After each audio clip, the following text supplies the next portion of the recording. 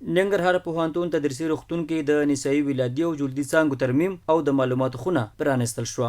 د پوهنتون تدریسي روغتون رئیس وایي په دې پروژه شاوخوا 3 میلیونه افغانۍ لګښت راغلی چې د ترمیم او معلوماتو خونې په جوړېدو سره به روغتیاپالو ناروغانو ته ګڼې اسانتیاوې برابرې شي.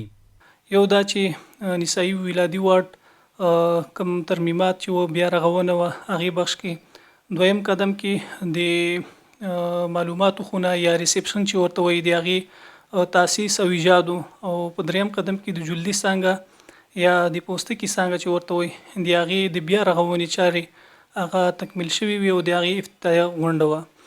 تقریبا په دې ټولو باندې 3 میلیونو افغانیو پورې مصرف راغلی دی.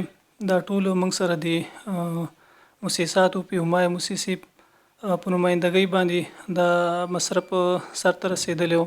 د ننګرهار پوهنتون تدریسي روغتون یو تن روغتیاپال د معلوماتو خونې پرانیستل یو مهم ګام بولي. وایي د دې اسانتیاوو په برابرېدو سره به د ناروغانو د درملنې بهیر لا منظم او اسانه شي.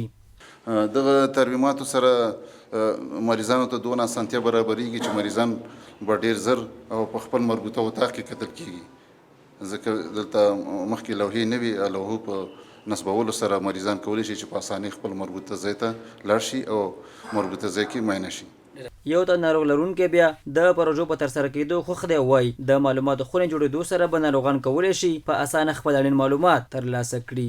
نن پوهنتون شفاخانه کې د معلوماتو څانګه خلاص وسله او دا ډېر بهترین کار و، ځکه چې مخکې به مریض راتللو وارډ به چا د معلوم نه و، کله خواته منډې والي کله بل خواته. اوس دلته ډایرکټ معلومات کېږي او هغې ته وړي مریض خپل څانګې ته. د ننګرهار پوهنتون تدریسي روغتون مسؤلین د غراض له مرستندویه موسسو غواړي چې د دې روغتون بېلابېلو څانګو د ترمیم او یو شمېر نورو برخو کې ورسره همکاري وکړي.